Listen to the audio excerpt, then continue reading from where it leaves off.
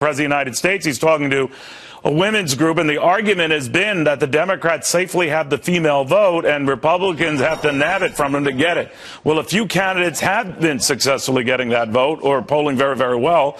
Chief among them right now, Ben Carson. Donald Trump doesn't do too shabby with women. Again, we should stress here, this is something in numbers, at least in Ben Carson's case, we have rarely seen, if ever, at least in recent years, with Republican presidential candidates. Hadley Heath Manning says that could change a lot of things now if all of a sudden Republicans are making inroads, or the right Republicans are making inroads with this very important demographic group. Hadley, what are you hearing?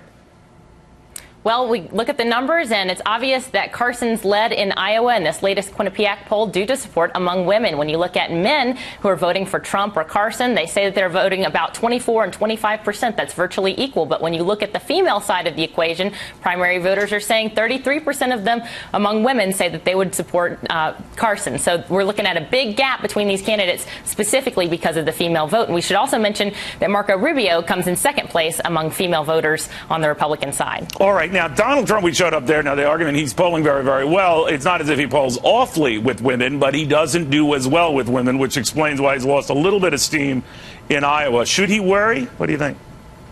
I think he should be worried. You know, only 13% of female Republicans in the latest Q poll said that they would support Donald Trump. And Donald Trump also leads the category of Republican voters who say, no way, never would I support this candidate. So some of his comments may be saying, look at that face, about Carly Fiorina and his exchanges with Fox News' Megyn Kelly have hurt him among women voters. But we also have to look at a different category. When you look back to 2012, President Obama won re-election mostly because, in spite of voters supporting Mitt Romney on several of the issues, they mostly said that they believed that he cared about their needs. And when you look at that specific part of these polls recently, Dr. Carson's doing incredibly well. And when you look at how Trump is doing in that category, he's not keeping up. So I think the suggestion going forward for all of the Republican candidates would be to talk about the pocketbook issues, talk about the cost of health care, education, child care, paid maternity leave. These are some issues that you hear a lot from the Democratic side, but you don't hear Republicans addressing how free enterprise can address a lot of those problems. You know, this might be sort of